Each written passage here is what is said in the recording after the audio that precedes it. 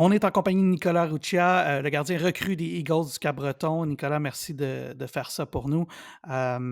Nicolas, avant qu'on sorte dans le vif du sujet, parle-nous de comment ça s'est passé le camp d'entraînement avec les Eagles et si ça a été une surprise pour toi de faire l'équipe à 16 ans comme gardien de but. Le camp, ça a commencé, on avait fait notre quarantaine. Fait que 2 semaines, on n'a pas touché la glace. Puis on s'entraînait à chaque jour, mais les entraînements à un hôtel, c'est pas le meilleur. Puis on a commencé notre premier jour sur la glace. C'était pas mal tough. Nouvel niveau, puis avec 2 semaines de break, puis juste sauter dans ça, c'était quand même tough.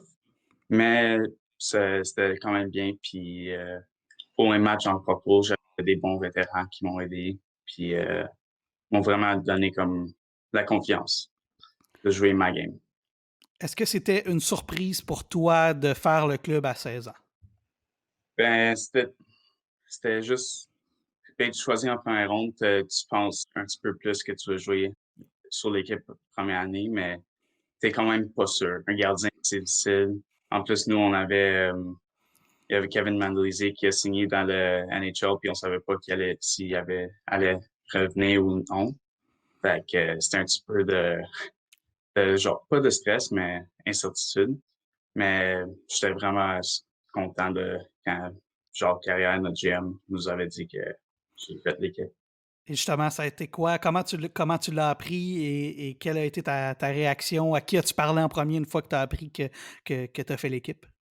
Il m'a dit que c'était tough de faire l'équipe, de jouer dans le junior majeur à 16 ans, spécialement comme gardien. Puis il m'a dit que j'ai battu les odds, puis c'était vraiment spécial. Je vais toujours me souvenir où j'étais dans la chambre, puis après, j'ai écrit à mes parents right away.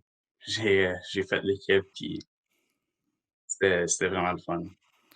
Et j'imagine que tes parents, ils étaient contents pour toi, mais est-ce qu'il y avait un petit pincement au cœur de savoir que tu allais quitter le nid familial peut-être pour la première fois de ta vie à ton âge? Ouais, ouais. Puis c'est sûr que mes parents, c'était un petit peu différent pour moi, parce que moi, venu juste de faire l'équipe, puis j'étais tout content, j'étais sur un high. Mes parents aussi, mais ils sont comme, OK, on va pas voir notre fils pour 4 mois. Ah ben, ouais, c'est ça, ça change la vie, le junior majeur. Et comment ça se passe pour toi, l'adaptation loin de la famille, avec la famille d'accueil? Comment ça se passe pour toi? Ah, c'est mieux que j'avais pensé que j'aurais pu croire, puisque ma famille de pension sont vraiment top notch, sont incroyables. Fait que je me sens vraiment à la maison là-bas. Puis moi, c'était pas trop difficile pour moi, parce que première fois sorti de la maison, c'est un petit peu comme ah yes, je suis plus là, mais comme ça fait du bien. Maintenant, on est revenu, puis ça fait du bien de revenir à la maison. Qu'est-ce qui t'a manqué le plus de Laval? Juste d'être capable de voir tout le monde dans ma famille. Je suis vraiment proche avec ma famille. Je vois mes grands-parents à chaque semaine des 2 côtés, puis heu, ma tante, puis tout. Fait que là, être à Cap-Breton, personne ne peut venir non plus, fait que j'ai perdu tout ça. Parlons d'hockey un tout petit peu. Comment ça se passe l'adaptation? Tu disais c'est pas évident pour les joueurs de 16 ans et c'est peut-être encore plus vrai pour les gardiens de but. Comment ça se passe pour toi l'adaptation au niveau junior majeur? Ça va bien. J'ai eu un couple de matchs plus tough que normal, mais je me suis entendu à ça. C'est une nouvelle ligue, puis c'est juste prendre du temps pour m'adapter. C'était vraiment nice parce que encore les vétérans qu'on avait sur l'équipe ils sont vraiment bons. Qui a été le joueur, tu dis qui t'a aidé le plus au sein de la formation? Est-ce que c'est un gars comme William, qui est dans les filets avec toi ou est-ce que c'est d'autres joueurs de la formation, qui ont pu t'aider à t'adapter? Moi, vraiment, le gars qui m'a aidé le plus, c'est Sean Element. Lui, c'est un joueur avec beaucoup d'expérience. Il a joué, c'est sa 5e année, puis le plus tough de la ligue, puis vraiment, il était vraiment gentil avec moi, gentil que je pouvais imaginer, puis c'était parfait.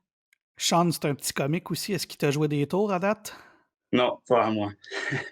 Ça viendra peut-être, ça viendra peut-être. Que dirais-tu que c'est quoi la plus grande différence pour toi entre le niveau junior majeur puis le midget 3A? Juste que la qualité des shots, les passes, la vitesse, juste les petits skills, mettons une passe d'extra ou un déjou d'extra juste avant, comme quand le joueur est collé sur moi, ou c'est juste vraiment, c'était ça. Puis aussi dans le midget, si le puck était genre dans le coin, tu peux te relaxer. Mais dans le junior majeur, quand le gars il a le puck, c'est 100% dangereux à chaque fois, n'importe où qui est sa glace. Les joueurs sont dangereux et tu dis que tu as eu des matchs qui ont été plus difficiles que d'autres, mais tu nous as quand même offert quelques bijoux, puis j'en ai sorti pour toi, que tu puisses nous parler un peu de ces arrêts spectaculaires-là. Est-ce que ça te dit quelque chose que tu vois ici? Ouais, ouais, Ouais. Je te vois sourire. C'est un arrêt des ligues majeures, ça, mon ami. Est-ce que tes coéquipiers sont venus te donner une petite tape sur les jambières après cet ouais, arrêt-là? ouais. C'était vraiment, cet arrêt, c'était 100% des réflexes parce que j'avais glissé, puis le gars, il a shoté, puis j'ai juste senti le puck frapper ma main. C'était juste des réflexes, fait que j'étais chanceux sur celui-là. Fait que t'admets qu'il y a eu un petit peu de chance, c'est Ouais, exactement c'est ça. Ah, mais on dit que les bons gardiens font leur chance. Écoute, j'ai un autre arrêt pour toi, et je suis à peu près sûr que lequel c'est parce que, c'est un arrêt qui s'est retrouvé dans les jeux de la semaine. Alors, écoute, parle-moi de cet arrêt-là et je suis sûr qu'on t'en a parlé beaucoup. ouais. Le gars, il m'a vraiment déjoué. Comme tu dis en anglais, j'ai commit à la première move, puis comme je m'attendais pas qu'il ramène la puck de l'autre côté, mais il l'a fait, puis c'était genre la mauvaise technique qui m'a aidé sur celui-là, parce que t'es pas supposé glisser tous tes quartiers, puis ma bloqueur était là. Fait que, Mais mon Dieu, tu es un gardien très transparent dans ton analyse de ton jeu. Quand même, ouais, j'imagine que tu as reçu quelques messages textes après cet arrêt-là parce qu'il était un peu partout sur les médias sociaux. On l'a vu spinner. Qui t'a écrit pour t'en parler? Est-ce que ton téléphone a explosé? ouais, c'était beaucoup de mes coéquipiers l'année passée, en midget qui m'ont texté, puis mes coéquipiers cette année qui m'ont félicité sur l'arrêt après le game pis tout. Ben, félicitations, c'est un très bel arrêt qu'on va revoir encore d'ici la fin de la saison, ça c'est sûr. Nicolas, est-ce qu'il y a un joueur qui t'a impressionné plus que d'autres depuis le début de la saison avec les Eagles du Cap-Breton?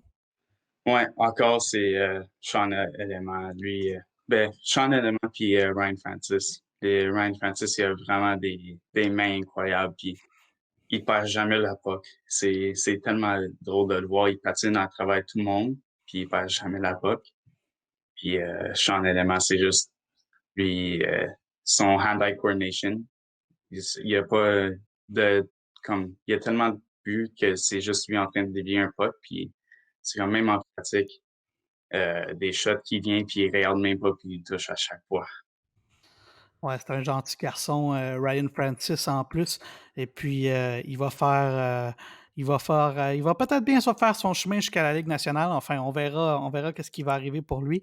Puis, ben, Sean Élément, tu es chanceux d'une certaine manière parce que tu pas à te faire plaquer contre Ouais, Sean Élément parce que semble-t-il que c'est lui qui a une des plus sévères mises en échec ouais, il est pas dans la mal ligue. lourd. Fait que compte-toi chanceux de recevoir ses tirs et non ses mises en échec. Merci beaucoup, Nicolas, pour cette entrevue. On te souhaite la meilleure des chances d'ici la fin de la saison. Continue de nous livrer des petits bijoux comme tu nous as livrés. Et puis, on se fera une promesse, on se reparlera plus tard dans la saison pour voir comment tout ça a évolué et pour voir tes nouveaux bijoux et que tu puisses les commenter également. Merci beaucoup.